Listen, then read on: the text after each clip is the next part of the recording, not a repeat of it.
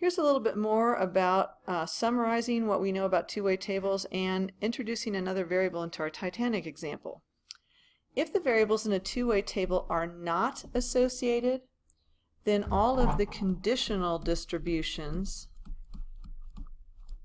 should be the same or very similar to the marginal distributions for either the rows or the columns. So for example, if we go back to our Titanic example here, since we had 32.3% who lived and 67.7% who died total, we would expect to see about 32% of the first class passengers live, 32.3% of the second class passengers live, the third, and the staff. So if we had the same percentage in every class who lived and it matched the marginal, then we would say there is no association between travel class and the percent who lived or died, because it doesn't matter what class you're in, everybody survived at the same rate. But if there is a difference between the conditional distributions and the marginal distribution, then that means there is an association between the two variables. Another way to say two variables are not associated is to say that the variables are independent of each other. So if the variables are independent of each other, that means they are not associated, that one does not influence the other, that a change in one variable is not associated with a change in another. Okay, now we're going to add in another variable, and this is gender. Okay, so how is gender related to survival status? How does that differ from class to class? So now we've split this into 8 categories: first class females, first class males, second class males, second class females, etc. And I've made another segmented bar graph with all 8 categories, where the dark blue is the percent who lived and the light blue is the percent who died. So first thing you might notice is that in every class, the females survived at a much higher rate than the males, especially first class, second class, and staff. In third class, not quite as big of a difference, but still about twice as many females survived as males. So if we want to answer this question, the first thing we would say, and I'm going to type this because it's going to give me it's going to be a lot easier for me to type out an answer than to write it in a timely manner. So I would say,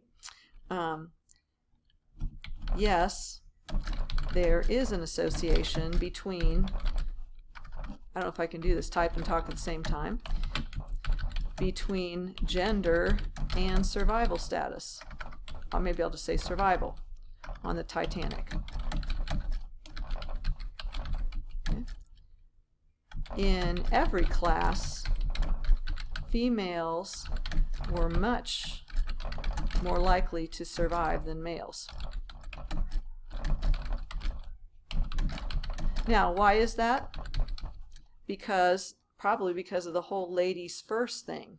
Okay, that was ladies and women first was definitely a part of the culture then, a lot more than it is now. I mean, I think it still is, but maybe even more so back then. It was actually considered dishonorable for a man to try to get in the boat if he was taking the place of a woman. So now I need to support what I say. Okay, almost 90% of first class females survived compared to only about 35% of males.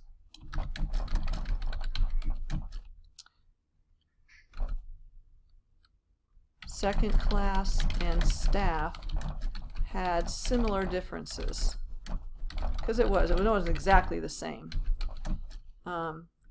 In third class,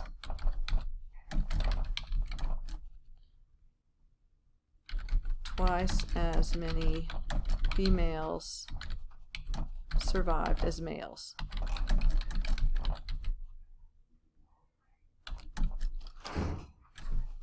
So was there different from class to class? I guess I'll just add that which was the smallest difference.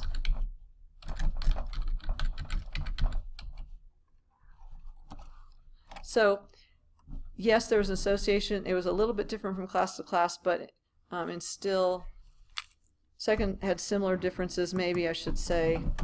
Let's add that in there, 85% to about 20%.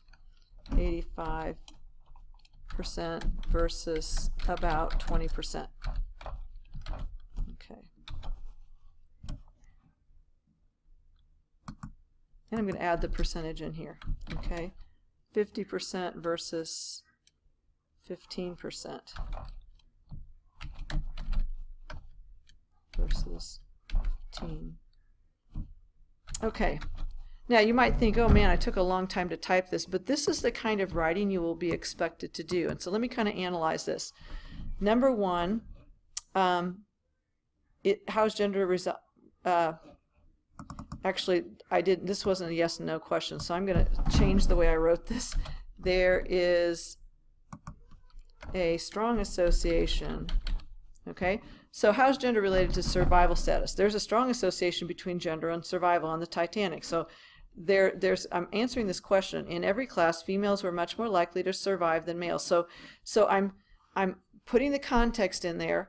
I'm telling you in general what I noticed, and then I'm going to be specific and support what I said in general. Okay, so you want to go from the general to the and support it with specifics whenever you answer a statistics question.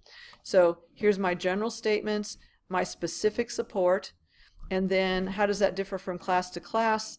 I noticed that the smallest difference was in third class. Okay, so we have some specific percentages to support some general statements which answer the question.